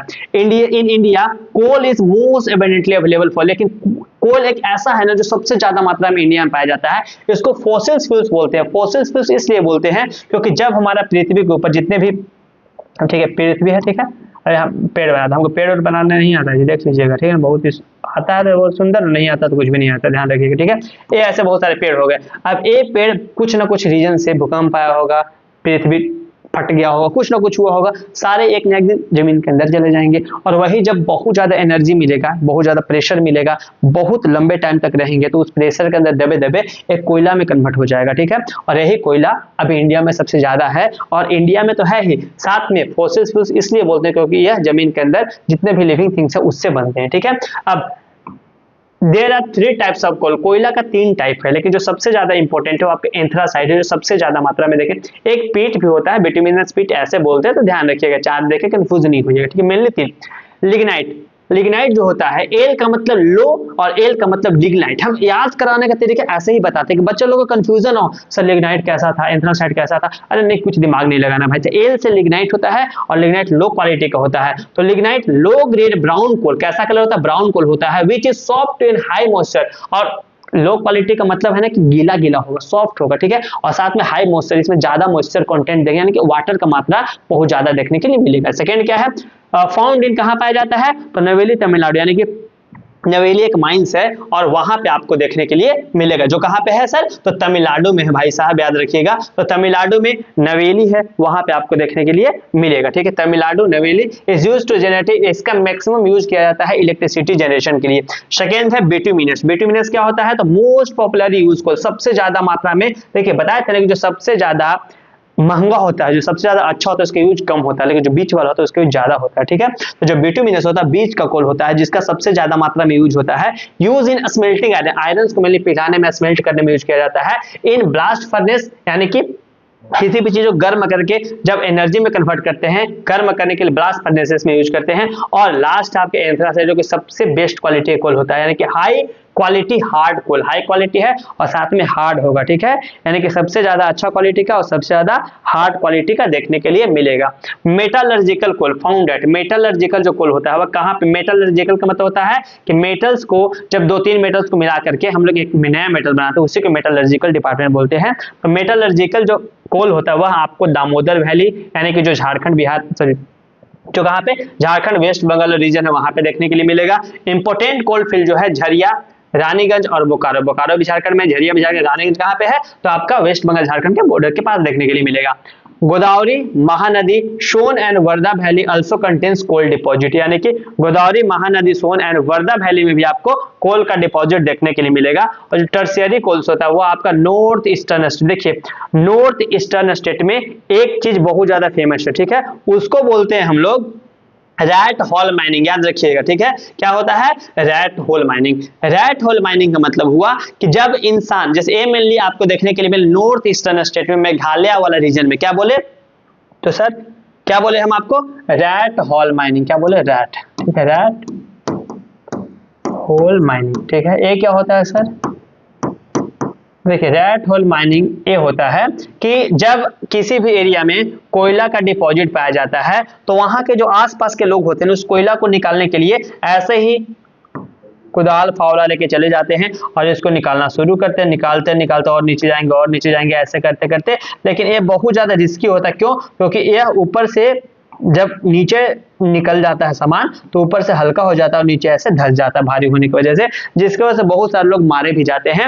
और ये मेनली आपको कहाँ पे देखने के लिए मिलेगा, तो मेघालय वाले रीजन में, कि नॉर्थ ईस्टर्न रीजन में देखने के लिए मिलेगा, इसका ध्यान रखिएगा, ठीक है।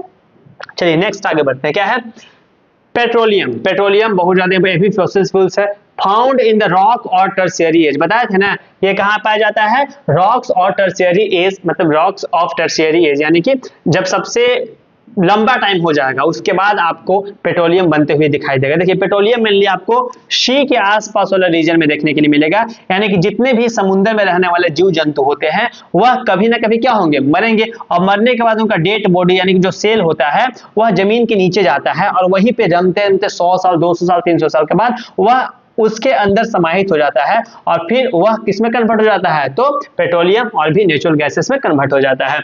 63% petroleum comes from the Mumbai है। इंडिया का, याद मत कीजिए पूरा वर्ल्ड का, ये इंडिया का है कि यदि इंडिया में हम लोग 100 लीटर पेट्रोल निकालते हैं तो उसमें से 63 लीटर आपको कहां से देखने, मुंबई से, यानी कि 63%। लीटर का मतलब सर गलती पढ़ा रहे हैं, लीटर थोड़ी हो रहा है, लीटर नहीं होता है, बस एग्जांपल दे रहे हैं कि यदि आप 100% किसी चीज को निकालते हैं तो उसका 63% पेट्रोलियम आपको मुंबई हाई से देखने के लिए मिलेगा और 80% from the Gujarat Ankleshwar oil field. याद रखिएगा मैप में बहुत इंपॉर्टेंट है, मैप वर्क जब करवाएंगे तो सारा पॉइंट आपको याद करना पड़ेगा। आप जाइएगा कॉपी में लिखिएगा कि मुंबई हाई से सबसे ज्यादा मात्रा में क्या देखने के लिए मिलता है, तो आपको पेट्रोलियम देखने के लिए मिलता है। सेकेंड पूछा जाए गुजरात में कौन सा वाइल्ड फील्ड है जो पेट्रोलियम निकालता है, तो क्या बोलिएगा, अंकलेश्वर, वहां से आपको 18% देखने के लिए मिलेगा। और थर्ड 16% फ्रॉम असम डिगबोई और नहरकटिया एंड मोरान हुरीगंज, ये क्या है, मोरान हुगरीजन, ठीक है, वाइल्ड फील्ड। ये 3 फील्ड बहुत इंपॉर्टेंट है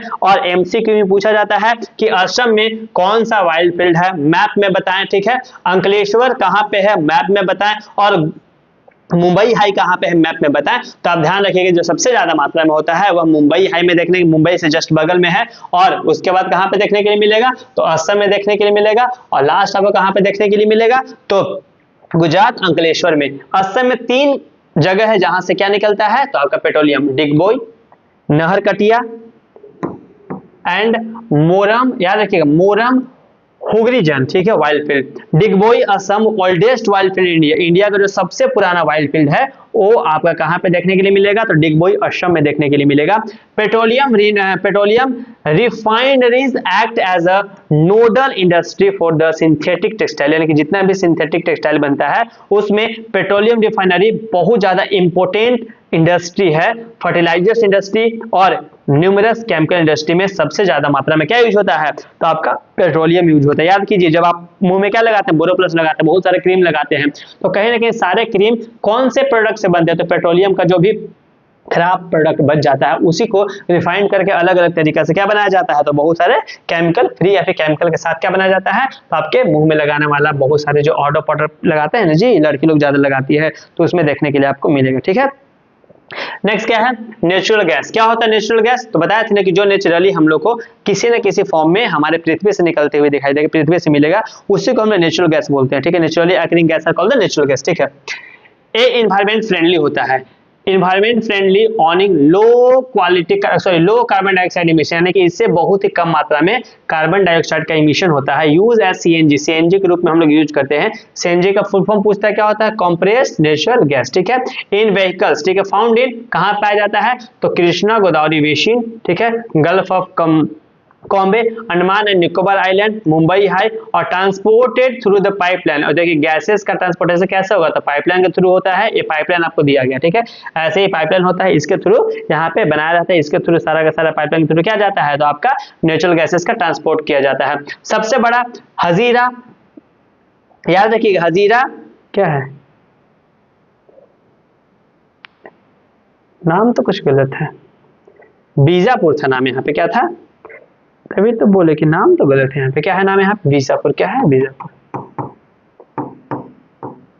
Hazira Bijapur Jagdishpur is the longest, यानी कि 1700 किलोमीटर का पाइपलाइन देखने के लिए that transported natural gas from the Hazira in Gujarat to Jagdishpur in UP, यानी कि हजीरा गुजरात से लेकर के जगदीशपुर यूपी तक के पाइपलाइन 1700 किलोमीटर का है जहां पे नेचुरल गैस का ट्रांसपोर्टेशन किया जाता है, ठीक है। कार्बन लो इमिशन होता है। इलेक्ट्रिसिटी अभी के टाइम पे वीडियो बनाना इलेक्ट्रिसिटी के थ्रू बनाना, फोन चार्ज करते हैं इलेक्ट्रिसिटी के थ्रू करते हैं, और जो भी काम करते हैं उसमें इलेक्ट्रिसिटी का एक महत्वपूर्ण योगदान होता है। तो जो इलेक्ट्रिसिटी है per capita consumption is the considerable as the index of development. देखिए जो देश जितना ज्यादा मात्रा में क्या करेगा, इलेक्ट्रिसिटी यूज करेगा, वह उतना ही ज्यादा डेवलप्ड देश माना जाएगा, ठीक है। इंडिया बहुत ही कम इलेक्ट्रिसिटी कंज्यूम करता है ऑन अ पर्सनल लेवल, यानी कि पर कैपिटा जो कंजम्पशन है यहाँ पे इलेक्ट्रिसिटी का बहुत ज्यादा कम होता है, तो उसी के बेसिस पे मेनली देखा जाता है किसी देश का डेवलपमेंट कितना है। हाइड्रो इलेक्ट्रिसिटी, यानी कि जो पानी से बिजली बनता है उसको हाइड्रो इलेक्ट्रिसिटी बोलते हैं, यानी कि by the force of water. ठीक है, यानी कि देखिए क्या होता है ना कि एक मशीन लगा दिया गया है, टरबाइन लगा दिया गया है, ए टरबाइन को घुमाया जाता है और घुमाने के बाद यहाँ पे मशीन होता है जो कि बिजली को प्रोडक्शन करता है, बिजली बनाता है। ठीक है, तो हाइड्रो पानी को यहाँ पे डाला जाता है, पानी गिरेगा, इसको क्या करेगा, ऐसे चलाएगा, गोल गोल घुमाएगा। ठीक है, तो हाइड्रो इलेक्ट्रिसिटी के द्वारा यानी फोर्स ऑफ वाटर का यूज करके इलेक्ट्रिसिटी बनाते हैं। कहाँ पे बनाया जाता है, तो mainly Bhakra, Nangal and Damodar valley project जो कि जनरेट करता है हाइड्रो इलेक्ट्रिसिटी। ठीक है, थर्मल इलेक्ट्रिसिटी में क्या होता है कि कोयला का यूज करके, पेट्रोलियम गैस और नेचुरल गैस का यूज करके पानी को गर्म किया जाता है और उससे जो एनर्जी बनता है, फोर्स निकलता है, उस फोर्स यानी गर्म चीजों से यानी कि हवा से, भाप से इसको घुमाया जाता है, फिर जाकर के थर्मल इलेक्ट्रिसिटी प्रोड्यूस होता है। There are over 310 thermal power plant in India, यानी कि इंडिया में टोटल 310 थर्मल पावर प्लांट है। नेक्स्ट, न्यूक्लियर और एटॉमिक एनर्जी बताए थे, बहुत ही सस्ता होता है लेकिन बहुत ज्यादा नुकसानदायक होता है। कैसे बनाया जाता है, तो यूरेनियम और थोरियम, याद कीजिए थोरियम कौन से सैंड में पाया जाता है, केरला में एक सैंड पाया जाता है, कहां पे, केरला में। कौन सा होता है, तो मोनाजाइट। कौन सा होता है, मोनाजाइट। ठीक है, मोनाजाइट सैंड होता है, उसमें आपको क्या देखने के लिए मिलेगा, तो आपको थोरियम देखने के लिए मिलेगा। ठीक है, obtained by altering the structure of atom, mainly atom का जो स्ट्रक्चर होता है उसे को अल्टर्ड करके ऐसा विस्फोटक बनाया जाता है कि वह अपने में ही बार बार रिएक्शन करते रहता है और रिएक्शन करने के बाद उससे एनर्जी निकलता है, उसी एनर्जी का यूज किया जाता है इलेक्ट्रिसिटी जनरेशन में। ठीक है, electric power is produce from the energy release through this process, इस प्रोसेस से इलेक्ट्रिक पावर जो प्रोड्यूस होता है उसको रिलीज किया जाता है। इसमें मेनली यूरेनियम और थोरियम का यूज किया जाता है, which are available in Jharkhand, जो कि झारखंड का जादूगोड़ा माइंस, कहां पे, ओला जादू नहीं जी, क्रिस वाला जादू, क्रिस गाना सुनेगा, ओला नहीं, ठीक है ना, जादूगोड़ा माइंस। ठीक है,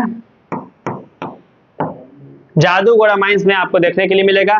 Rajasthan and Kerala are use to generating nuclear power, वहां पे न्यूक्लियर पावर का यूज किया जाता है इलेक्ट्रिसिटी जनरेट करने के लिए। सोलर पावर बहुत ज्यादा इंपॉर्टेंट और महंगा है लेकिन कहीं ना कहीं सस्टेनेबल है और इसका यूज धीरे धीरे क्या हो रहा है, बढ़ रहा है, लोग अवेयर हो रहे हैं और लोग ज्यादा मात्रा में क्या कर रहे हैं, तो सोलर एनर्जी का यूज कर रहे हैं। समझ में आ रहा है ना आप लोग को, समझ में आ रहा है तो अच्छे से देखिए, सारा चीज समझ में आएगा और एग्जाम बहुत ही ईजी आप लोग के लिए किया जा रहा है। ठीक है, नेक्स्ट क्या है, solar energy.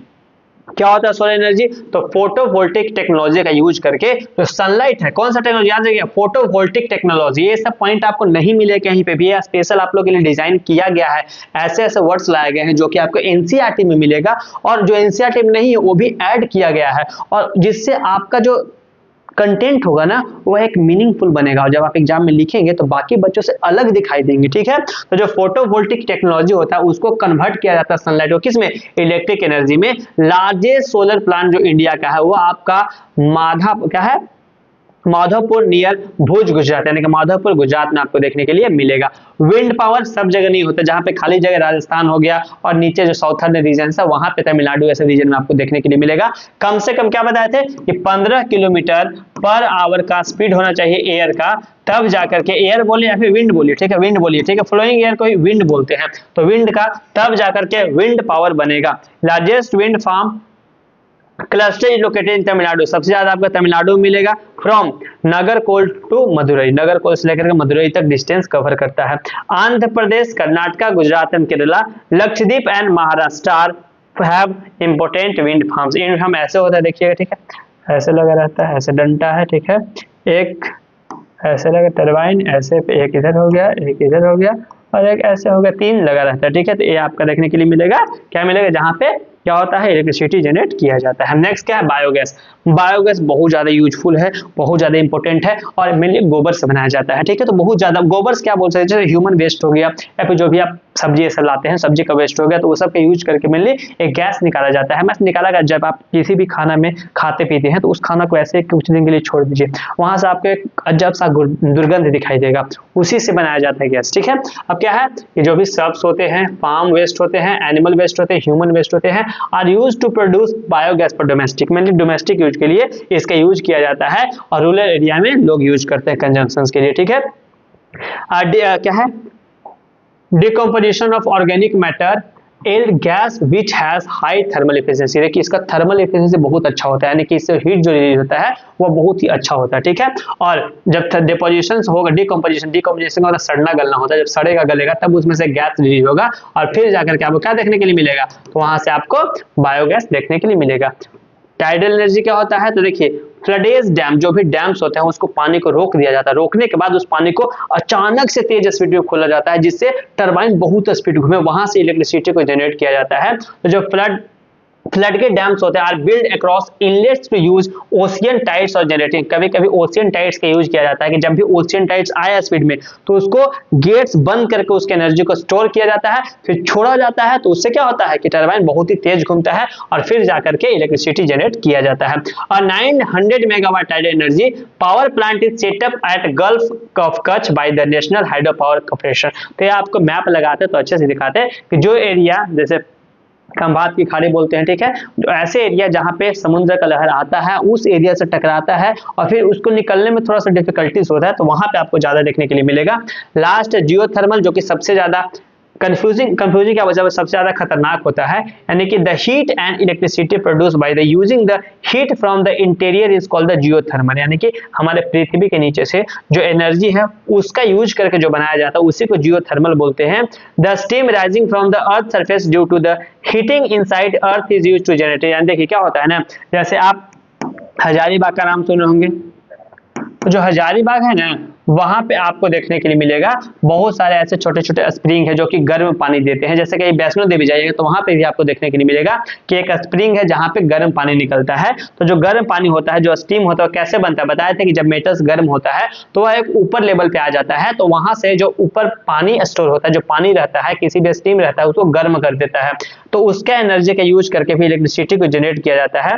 One such project is located in the Parvati valley near Manikaran of Himachal Pradesh. यानी कि हिमाचल प्रदेश और पूगा वैली आपको लद्दाख में देखने के लिए मिलेगा, जो कि जियोथर्मल एनर्जी पे वर्क कर रहा है और जियोथर्मल एनर्जी को किस तरीके से इफिशिएंटली यूज किया जा सकता है उस पे एक्सपेरिमेंट किया जा रहा है। कहां पे किया जा रहा है, तो एक पूगा वैली हो गया और दूसरा कहां पे हो गया, Parvati valley near the Manikaran Himachal Pradesh. ठीक है, ये पूरा का पूरा पॉइंट आपको दिया गया था जो कि इंपॉर्टेंट पॉइंट था। अब ठीक है, लास्ट क्या है, कंजर्वेशन ऑफ एनर्जी रिसोर्सेज बता चुके हैं, फिर से बता देते हैं। सिंपल क्या है कि energy is the basic requirement for the economic development. Energy is needed in every sector, हर एक सेक्टर में एनर्जी का नीड होता है of the national economy. Presently consumption of energy is all forms has been steadily rising all over the country. यानी कि हर एक देश में बहुत ज्यादा मात्रा में बढ़ रहा है एनर्जी का need, consumptions. Due to this therefore urgent need to development sustainable path. इसीलिए आपको बताया गया है कि आपको सस्टेनेबल पैथ पे चलना है, एनर्जी का ऐसा यूज करना है कि आपको नेक्स्ट जनरेशन के लिए बचा के रखना है। और promoting of energy conservation and increase use of renewable energy sources are two ways to sustainable energy. ठीक है, we have to adopt cautious approach for the judiciary use of the limited। यानी कि आपके पास लिमिटेड मात्रा में energy available है तो आपको कोशिश करना है कि ऐसे यूज करें कि आने वाले जनरेशन के लिए हमारे लिए कोई दिक्कत ना हो। पता चला कि आप जब तक जिंदा है ना तभी दिक्कत शुरू हो गया। ऐसे भी देख रहे हैं कि यहाँ पे बहुत ही इरेगुलर मात्रा में आपको रेन यानी कि प्रेसिपिटेशन देखने के लिए मिलता है, बहुत ही इरेगुलर ठंडा गर्मी बरसात देखने के लिए मिलता है। तो सारे चीजों का रीजन क्या है, हम लोग जो इनडिस्क्रिमिनेट तरीके से कंजम्पशन कर रहे हैं उसका इफेक्ट कहीं ना कहीं हमारे एटमॉस्फेयर पे पड़ रहा है, जिसकी वजह से हम लोग उसका नुकसान और खमियाजा भी भुगतने के लिए मिलेगा। ये सारा का सारा पॉइंट्स आपको दिया गया था। ठीक है, इसके बाद आपको ज्यादा फोकस नहीं करना है। ठीक है, अब यहाँ पे सारा का सारा पॉइंट बता दिया गया है, यानी कि एनर्जी रिसोर्सेज के बारे में पूरे चैप्टर कंप्लीट होता है और यहाँ से जो भी इंपॉर्टेंट क्वेश्चंस आएगा, ठीक है ना, वो सारा इसी में से आएगा, इसका ध्यान रखिएगा। और इसका जो इंपॉर्टेंट क्वेश्चंस होगा नेक्स्ट क्लास में लेके आएंगे, उसके बाद ये चैप्टर पूरा खत्म हो जाएगा। और ये बहुत ही हार्ड चैप्टर था शायद आप लोग के लिए, जिसको इजी वे में पढ़ाया गया है। देखिएगा, पढ़िएगा, जो भी नोट्स बताएं उसको लिखिएगा और प्रीवियस ईयर से मैच कीजिएगा कितना बेहतर तरीका से आपको एक पीडीएफ प्रोवाइड करवाया गया, कितना बेहतर तरीका से आपको पीपीटी दिया गया है जिसमें सारे चीज अच्छे से एक्सप्लेन किए गए हैं, सब चीज अच्छे से लिखे गए हैं। ठीक है, वीडियो देखने के लिए शुक्रिया। टाइम निकाल के वीडियो को जरूर लाइक करें, सब्सक्राइब करें, इससे हम लोग को मोटिवेशन मिलता है। और आप लोग अपने दोस्तों के साथ शेयर करें और हो सके तो कंपेयर भी करें कि जो यहाँ पे पढ़ाया जा रहा है बाकी जगह पे कैसा है, तो आपको डिफरेंस देखने के लिए मिलेगा। और आप एक सप्ताह क्लास लीजिए, आपको खुद ही अपने आप में डिफरेंस देखने के लिए मिलेगा। जो नॉलेज गैदर करेंगे ना वो बाकी लोगों से एकदम अलग होगा, आपका जो तर्क होगा ना बाकी लोगों से अलग होगा। और कुछ नहीं होता, बस तर्क करने का तरीका चेंज हो जाएगा, तर्क करने का पॉइंट चेंज हो जाएगा और कुछ नहीं। ठीक है, तो आप इस चैनल पे बने रहिए, लाइक कीजिए, सब्सक्राइब कीजिए और दोस्तों के साथ शेयर करना बिल्कुल ना भूलिए।